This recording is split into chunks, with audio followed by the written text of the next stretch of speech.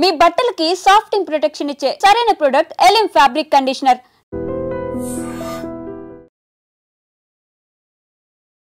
మరణించిన జీవించడం అంటే అవయవ దానం చేస్తే ఎంతో మందికి లైఫ్ ఇవ్వచ్చు. ఇది పెద్ద ఎత్తున ఒక ఉద్యమంలా ముందుకు వెళ్తోంది.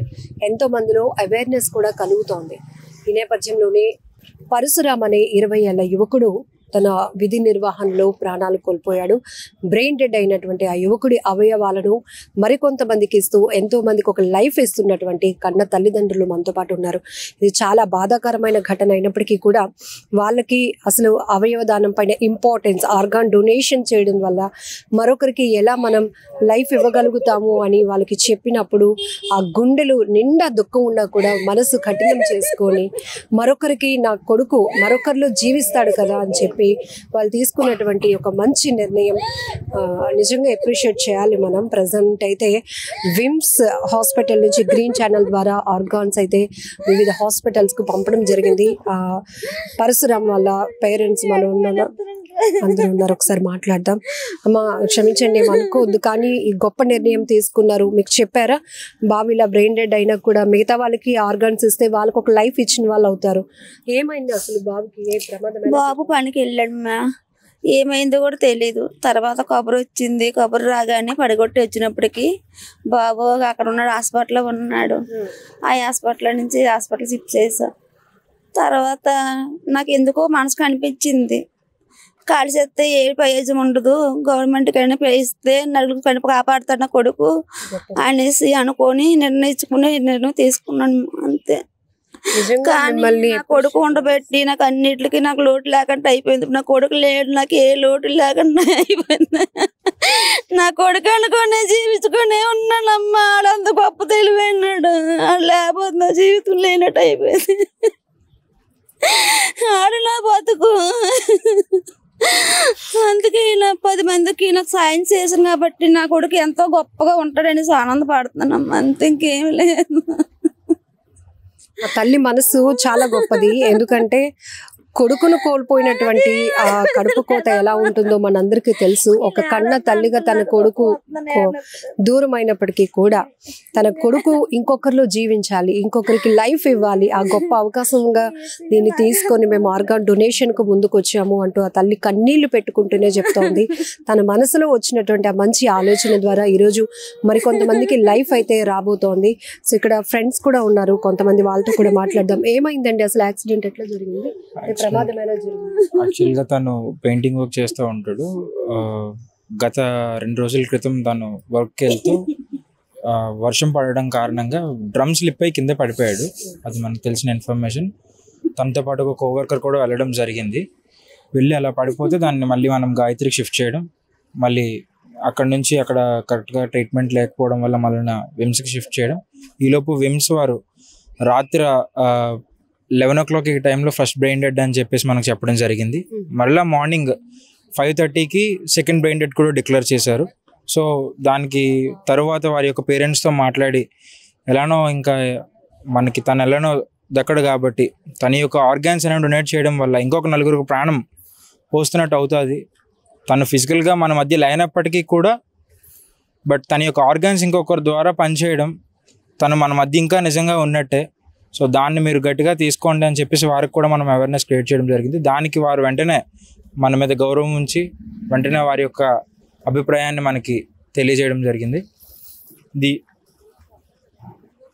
చాలా మంచి ఫ్యూచర్ ఉన్నటువంటి యువకుడు పరశురామ్ 20 ఏళ్ల వయసులోనే అనుకోని ప్రమాదంలో తను బ్రెయిన్ డెడ్ అవ్వడం, ఆ తర్వాత విమ్స్ హాస్పిటల్ నుంచి ఆ పేరెంట్స్ ని అప్రోచ్ అయ్యి ఇలా జరిగింది మీ బాబుకి. కానీ మీకు ఇంకొక అవకాశం ఏంటంటే ఇక చనిపోయాడు, దూరం అయిపోయాడు అనే బాధ కన్నా మరొకరిలో ఉన్నాడు, జీవించి ఉంటాడు అనే ఒక ఆలోచనతో వాళ్ళు ఒక కౌన్సిలింగ్ ఇవ్వటం, వెంటనే ఆ తల్లి పెద్ద మనసు చేసుకుంది. కుటుంబ సభ్యులందరూ కూడా దానికి అంగీకరించి ఈరోజు మరొక 4 తన బిడ్డను చూసుకునే అవకాశం వచ్చిందన్నట్టుగా భావిస్తూ ఆ తల్లిదండ్రులు అయితే ఇప్పుడు ఒక గ్రీన్ ఛానల్ ద్వారా విశాఖలో ఉన్న కొన్ని కార్పొరేట్ హాస్పిటల్స్కి అయితే ఆర్గాన్స్ని తరలించడం జరిగింది. ప్రస్తుతం మనం చూస్తున్నాం వీళ్ళంతా కూడా ఆ పరశురామ్ ఫ్రెండ్స్, అలాగే ఫ్యామిలీ మెంబర్స్ కూడా ఉన్నారు. వాళ్ళ నాన్నగారుతో ఒక్కసారి మాట్లాడదాం.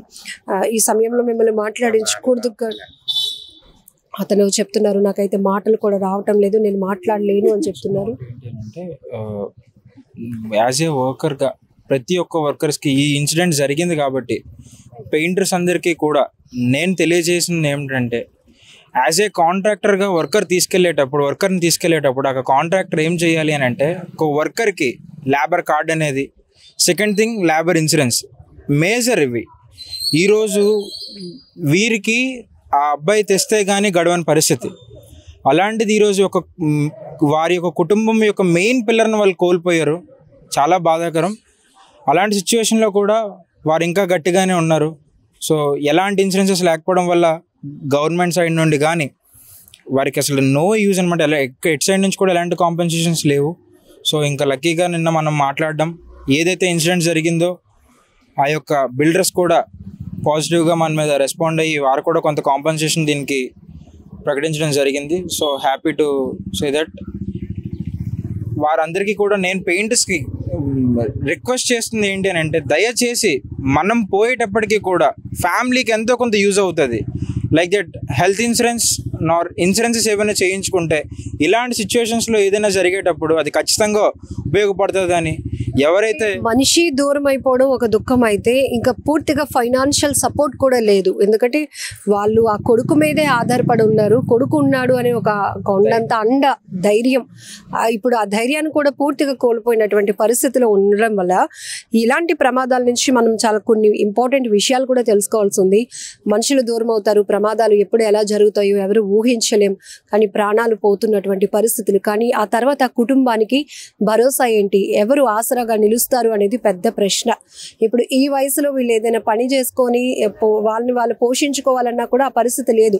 సో మినిమం ఇప్పుడు ఈ పర్సన్ చెప్తున్నట్టు అది పెయింటర్సా ఇంకొకటి అని కాదు, కానీ మినిమం మనం ఒక వర్కర్గా పనిచేస్తున్నామంటే కనీస భద్రతతో పాటు కుటుంబానికి కావాల్సినటువంటి ఒక ఆసరాన్ని కూడా మనం కల్పించే ఏర్పాట్లు చేసుకోవాల్సిన అవసరం ఉంది.